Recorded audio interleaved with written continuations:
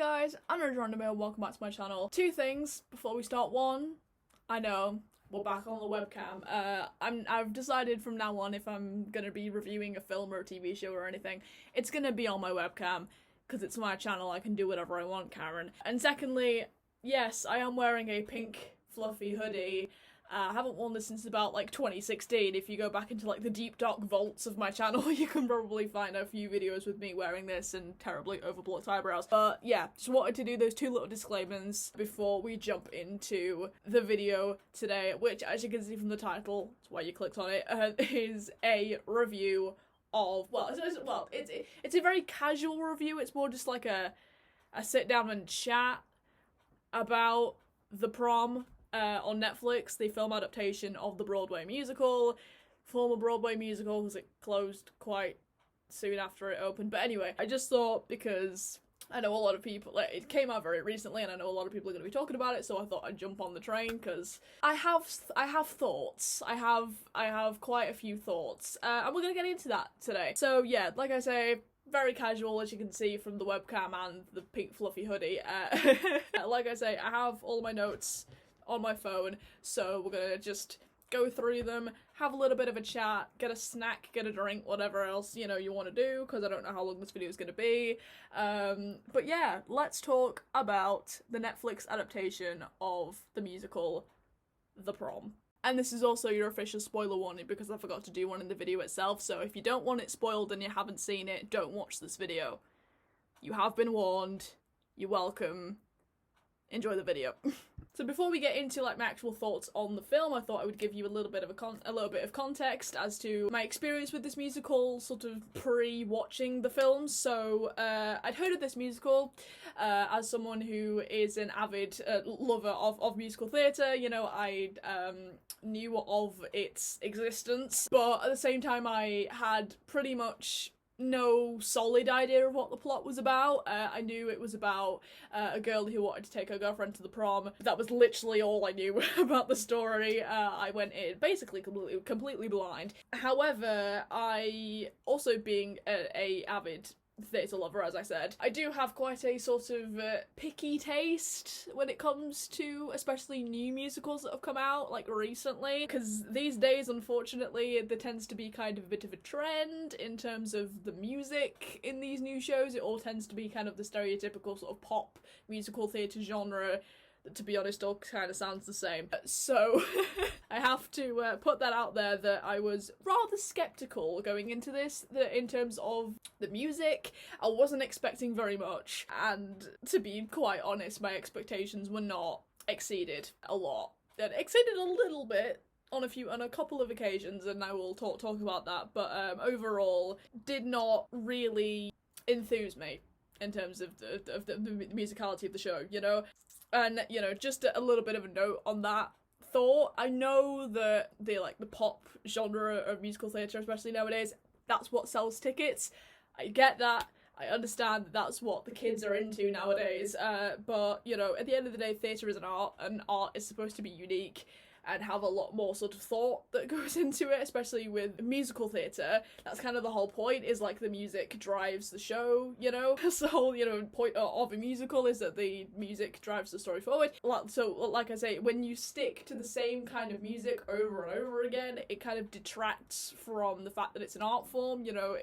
If it's just becoming like a machine churning out the same kind of thing like every year, it just becomes a business and nothing else. So that's just my thoughts on the industry right now. There are a couple of exceptions in the past few years that have like exceeded that and gone away from that stereotype, but most unfortunately do stick in that sort of cage, if you will, of just being stereotypical and, you know, lacking any kind of originality in terms of music. So, like I say, gonna put that aside now. Those are my thoughts and my already sort of preconceived idea going into it, and as I said before, that idea unfortunately wasn't exactly destroyed as much as I perhaps thought it might be, or like at least had the open-mindedness to maybe hope that it might have done, but it didn't. So anyway, that's the context bit out of the way. Let's move on to what I liked first. I'm going to start with the positives and let you guys down slowly.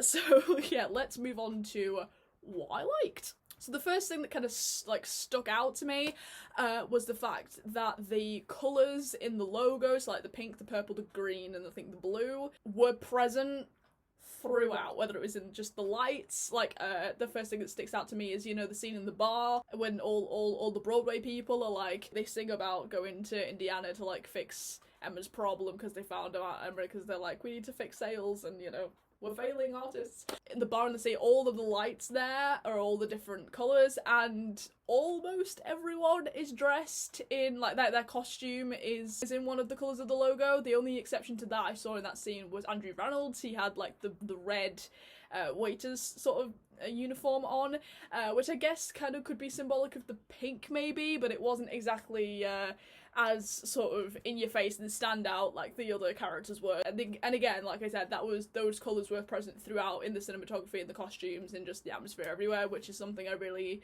did appreciate from a visual point of view.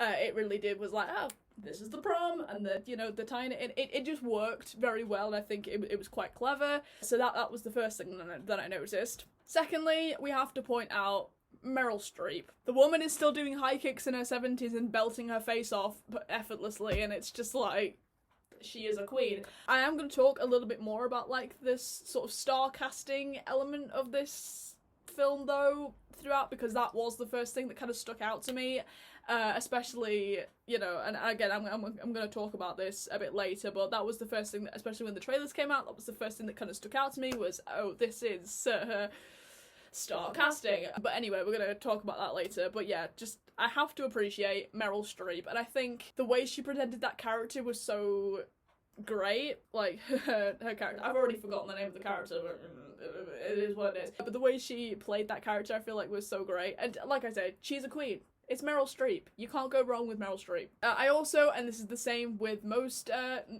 stage shows that are turned into movies, is the production of the songs. I did really appreciate how they clearly had taken the Broadway recording and like all the music from the stage version and really sort of amped and hyped it up for the movie. I think that worked really well and definitely gave like an extra sort of oomph to the music, and just, to me it just felt like a movie musical in that sense, because that's what happens when they do that. They kind of amp it up and add the production to it, and it just amps it up so it's like, this is a movie musical, not a stage version. Do you see what I mean? Does anyone else relate? I'm not articulating myself very well, am I? But it just adds that extra sort of zazz.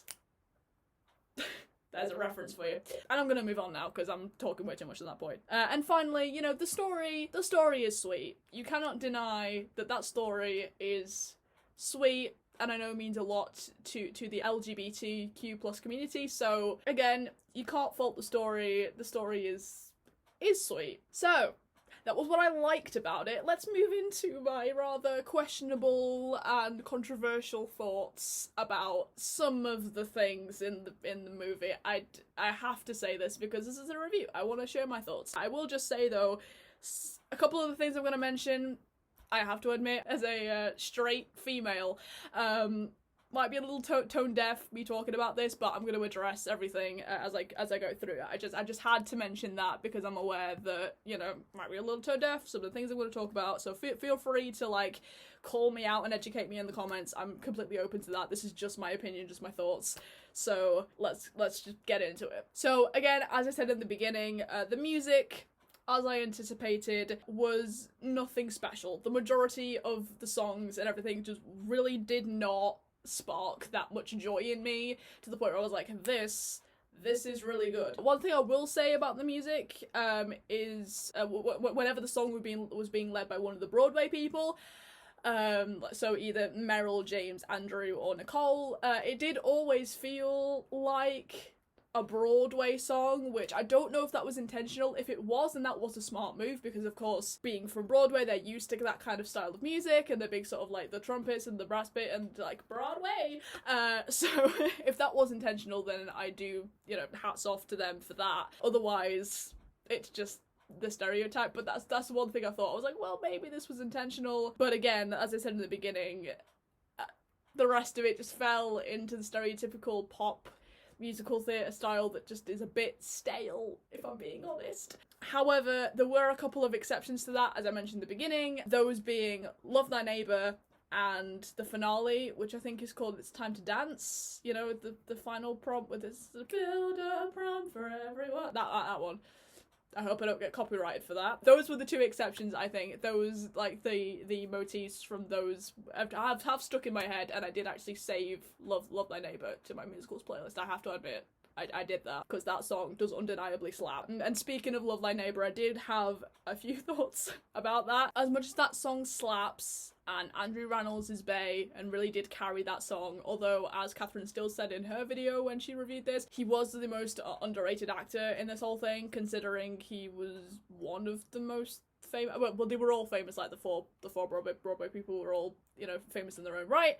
But Andrew Rannells did stick out to me, because I was like, he is like stage Broadway. He doesn't do a lot of films, so that was like, haha, they got stage people in this. But anyway, as much as he like carried the song brilliantly, can I just say, like I say, Andrew Rannells is bae, he is king. We bow down at his feet. But one thing I have to say about this song and like the whole sort of story arc that happens in it, it's like, you have to ask, if only it was that easy to convert homophobes, eh? Was that just me who thought that throughout this whole thing? I mean, I understand, again, this is one of the tone-deaf things. I'm like, maybe this is, you know, a bit dodgy for me to talk about, but, you know, I just had to think that when I was watching it, because I was just like, this is not that it's not that easy to change people's minds. For those of you who are aware of the musical Kinky Boots, you know, the storyline with Dawn in Kinky Boots, I feel like that is done so much better, like that kind of a story. I mean, as much as that's not really homophobia, because Lola in that isn't gay, but it's the same kind of like acceptance thing and like changing your mind kind of thing. I feel like that's done so much better, rather than, I mean, I understand for the purposes of a musical and like try to do that whole arc in one song. I know it's difficult, you kind of have to make it like, woo, glorified because this is a musical and like Broadway and like look at all this positivity and like this was so easy, guys, but I feel like it was a little too easy, like it was a little bit too much. But as I say, the song slaps, the song is hilarious, and the song just undeniably slaps. As I said, I saved it to my playlist, and it's the only song that I actually like properly sort of was like, this is actually a decent song, and I can't get it out of my head. It's just love thy neighbor. Sorry. Again, let's hope I don't get copyrighted for these little interludes. But yeah, I just had to say that. Again, if that's a bit tone deaf for me to be saying stuff like that, or, you know, whether you agree with me or disagree with me, whatever, if you're watching this, leave it down in the comments. I want to be educated, call me out, whichever way. But that's just a thought that I had. That was just my opinion. I was watching it like, well, this song slaps, but it's not this easy. So, you know, anyway, moving on. Again, another one that might be a little bit tone deaf, and again, you can call me out for this, whichever way you want. James Corden. We have to address this. First of all, let's also just point out, you know, the inside joke at this point, that if you're making a movie musical, it's practically just in every contract for a movie musical that James Corden has to be cast. I said this in my last vlog, right before I actually watched this, my last video that I uploaded. I said that in this, and I'm saying this now. Like, it's just funny, isn't it? How it's like, oh, movie musical, James Corden, fit him in somewhere. However, in this case, maybe they could have missed him out. Again, not really my place to comment on this. Of course, James Corden is a straight male who was playing a gay male in this. And again, it's not really my place to say whether or not that was right. I'm not Ryan Murphy by any means. I'm going to agree. Again, I'm mentioning Cat Steele's video. If you haven't watched her video, I'll leave that in the cards anyway. But what she said in hers, I'm going to agree with. And it's like, if I was directing it, I would have cast a gay actor in that role, and I'm going to agree with her there. Like I said, you know, if I was Ryan Murphy, I would have cast a gay actor, but I'm not Ryan Murphy, and again, I'm a straight female, so it's not really my place to say. Just personally, I felt it was a little bit, like, grated my gears a little bit. I was like, this is a bit dodgy for the sake of the LGBT community. Like, from a place of trying to represent people, it was a bit like, well, maybe this shouldn't be the thing. But again, not my place to say for definite. Again, leave your opinions in the comments, but that was just my opinion. On a slightly more light-hearted note, I feel like his accent is a tad dodgy. Let's just all agree with each other on that. He can't do accents, I'm sorry. He can't do at least an American accent. It's not something that is in his skill set, unfortunately. You know, the trailer did not lie. Accents are not his skill. Why? It was mildly painful. Like, just hearing the English accent just, like, peek out occasionally. No! His character overall, just his performance of it was just a tad dodgy, but as I say, it's a movie musical, you gotta fit him in somewhere. So anyway, moving on. Another thing I just want to mention is, in terms of the choreography, something that stuck out to me like a sore thumb, especially when it came to, like, the prom scenes, you know, especially in the, like, the fake prom, when they move the prom to the other venue and leave Emma on her own, and you have, like, the big dance scene there. You know, I had to ask myself, why does it feel like I'm watching Hamilton right now? Why are they doing hip-hop? I don't get it. This is inappropriate. I just felt like the choreography was a bit jarring, because it's like, it's supposed to be a high school prom. Why are we doing hip-hop choreography? Not even with their partners. Like, I appreciate, like, you know, big ensemble number, but like, bro, you can make it a little bit more appropriate to a high school prom. I was just confused. Also, I'm going to point out another thing that Kat Steele said in her video that I agreed with as well. The camera angles did not do the choreography justice. The one place where this sort of stuck out to me more than the rest of the film, I think, was actually in Love Thy Neighbour, which is ironically the one time when the choreography was actually appropriate. You know, when they weren't in a prom setting, they were just in a mall, they can just, you know, do all the, like, that fit. The choreography then fit, but you couldn't really see it that much because the camera was so focused on Andrew, which I get it, because he was, you know, the one leading the song, but like, let us see the choreography the one time where it works, you know? It was weird because in the finale, it started off like fairly okay, and then they got into like the big chorus, and then they just switched into Hamilton choreography for no reason, and it's just like, no. It was weird, sort of, in the context. It just didn't really work for me. I felt it kind of inappropriate, so yeah, that's, you know, another thing that I just wanted to mention in there. So to just touch on the kind of star casting element that I mentioned earlier, just as like a last point before I wrap this up, I understand that for a movie musical, especially one where the Broadway show closed quite soon after it opened, I understand why it was necessary to perhaps sort of branch more towards sort of a star casting element to try and promote the show more. However, I feel like they focused in the initial promotion, they focused a lot on the star casting. Like, if you look at a lot of the promotional posters, like the first one you see when you type in the prom poster is the one with like all of the Broadway people, but it's like heavily like star casting. It isn't just Emma and Alyssa, who, you know, the whole point of this musical is like their art. The story really kind of revolves around them. But so again, I feel like the promotion was heavily biased towards the star people and the star casting. Meryl Streep, James Corden, Andrew Reynolds, and Nicole Kidman.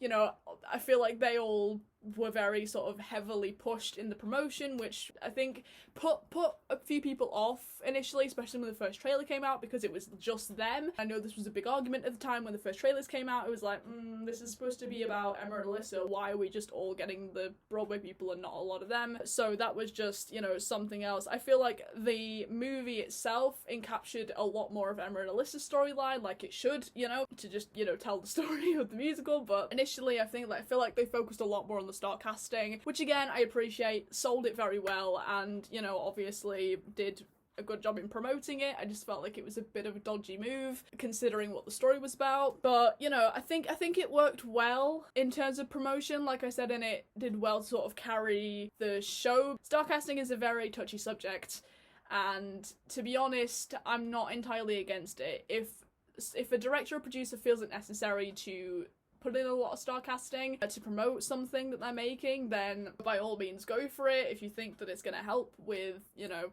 ticket sales or views or reviews or whatever, then go ahead.